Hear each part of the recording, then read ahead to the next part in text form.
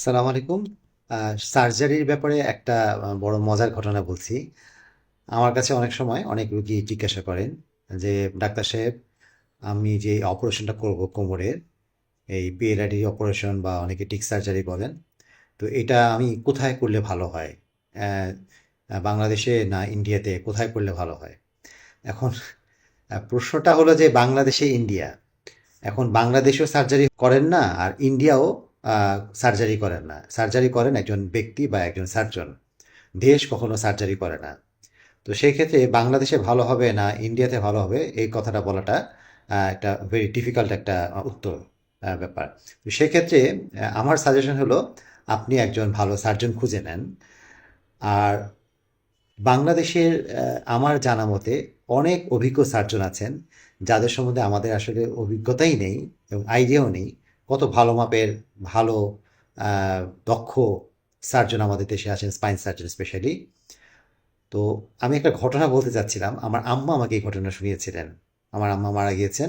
তো আমার আম্মা এক স্কুলের টিচার ছিলেন। তো ওনার এক কলিগ বললেন একদিন যে, আপা, আমি বাংলাদেশে একজন সার্জনকে আমার কোমরের ব্যথার জন্য ওনাকে দেখাই এবং উনি বলেন যে এটা সার্জারি লাগবেন।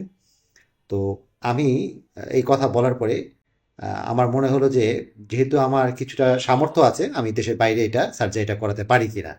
তো আমি তখন ইন্ডিয়াতে চলে যাই এবং ইন্ডিয়াতে গিয়ে আহ, একটা হসপিটালে আমি অ্যাডমিট হই এবং ওখানে একজন ডক্টরকে দেখাই।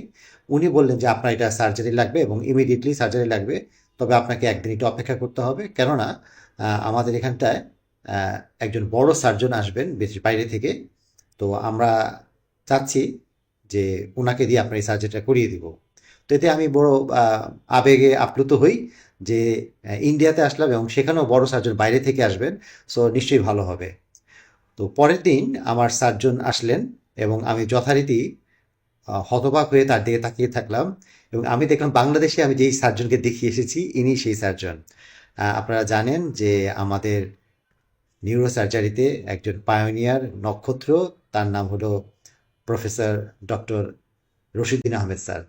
তো রশিদ স্যারকেই উনি দেখেছিলেন বাংলাদেশে এবং ওই হসপিটাল রশিদ স্যারকে আবার কল করে স্পেশালভাবে নিয়ে এসেছিলেন। যেহেতু ওই এলাকাতে তখনও স্পাইন সার্জারিগুলো ভালো তেমন কেউ করতে পারতেন না। তো রশিদ স্যার ওনাকে দেখেও কিছুটা আহ, হেসে দিয়েছেন। তো ব্যাপার হলো যে আহ, আমাদের দেশে ভালো ভালো অনেক সার্জন আছেন, তো যাদের কথা আমরা আসলে অনেকেই জানি না। আমি আপনাদের সবাইকে অনুরোধ করব, আহ, এই সার্জারিগুলো আমাদের দেশে এখন অহরহ হচ্ছে, ভালো জায়গাতে হচ্ছে। আপনাদের প্রতি আমাদের অনুরোধ, যারা রুগী, যারা আপনারা অপারেশন করাতে চান, আপনারা ভালো সার্জনকে অবশ্যই তালাশ করবেন, 10 জনের সাথে কথা বলবেন, জিজ্ঞাসা করবেন, অভিজ্ঞ সার্জন খুঁজে নেবেন। কিন্তু সামান্য কিছু টাকার জন্য আপনারা অনেক সময় ভালো জায়গাতে অপারেশন না করিয়ে এমন কিছু ক্লিনিকে বা ছোট জায়গাতে অপারেশন করেন যেখানে সব ধরনের ফ্যাসিলিটিস অনেক সময় থাকে না। তো সার্জনকে যেহেতু আপনার বারবার অনুরোধ করেন, অনেক সময় সার্জন বাধ্য হয়েই হয়তো ওইসব জায়গাতে অপারেশন করে ফেলেন। কিন্তু আপনাদের জন্য উত্তম হলো ভালো কোনো জায়গাতে, যদি আপনারা যেখানটায় সব ধরনের ফ্যাসিলিটিস পাওয়া যায় এমন কোনো জায়গাতে যদি আপনারা অপারেশন করেন, তাহলে এটার যে সুফল সেটা আপনারা নিজেরাই ভোগ করতে পারবেন। তো আমি এ কথা বলে আজকের ভিডিওটা শেষ করছি। শুধু অনুরোধ রাখবো এই জন্য যে আসলে কোনো দেশ সার্জারি করে না, দেশের সার্জন সার্জারি করে। আর আমাদের দেশ বাংলাদেশে বর্তমানে অনেক ভালো স্পাইন সার্জন আছেন যারা দেশ এবং বিদেশে তাদের আমাদের দেশের মানকে সমুন্নত করেছেন, উজ্জ্বল করেছেন এবং তাদের অনেক রুগী আছেন যারা এখন সুস্থ স্বাভাবিকভাবে জীবনযাপন করছেন।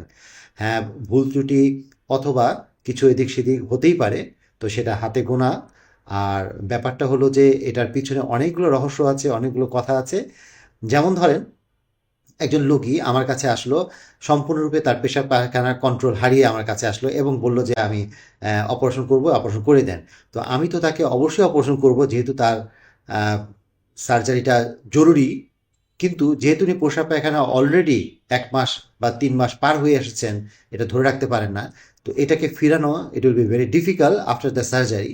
সো এটা ওনাকে কিছুটা মেনে নিতে হবে। কিন্তু উনি যখন অন্যদের কাছে গিয়ে বলবেন সার্জারি পরে যে আমি তো অপারেশন করলাম ঠিকই, আমার পেশাব পায়খানা ঠিক হলো না, এই জিনিসটা আসলে সঠিকভাবে প্রচার করা হলো না। সো আমি আপনাদের সবাইকে বলছি, আপনাদের জন্য সবচেয়ে ভালো হবে যে আমাদের দেশেই ভালো ভালো সার্জন আছেন, আপনারা সার্জনদেরকে খুঁজে নেবেন এবং আপনার পছন্দের সার্জনের কাছেই আপনি সার্জারি করাবেন। তার সাথে খোলামেলা কথা বলুন এবং সমস্ত কিছু বুঝে নেন, জেনে নেন। আর কমপ্লিকেশন, তারপরে কি কি সুবিধা অসুবিধা হবে, কবে আপনি কাজ করতে পারবেন, কিভাবে করতে পারবেন, এই সবটাই জেনে নেন। তাহলে আপনার জন্য মানসিকভাবে তৈরি হওয়া একটু সহজ হবে। আজকে এ পর্যন্তই। সবাই ভালো থাকবেন, সুস্থ থাকবেন।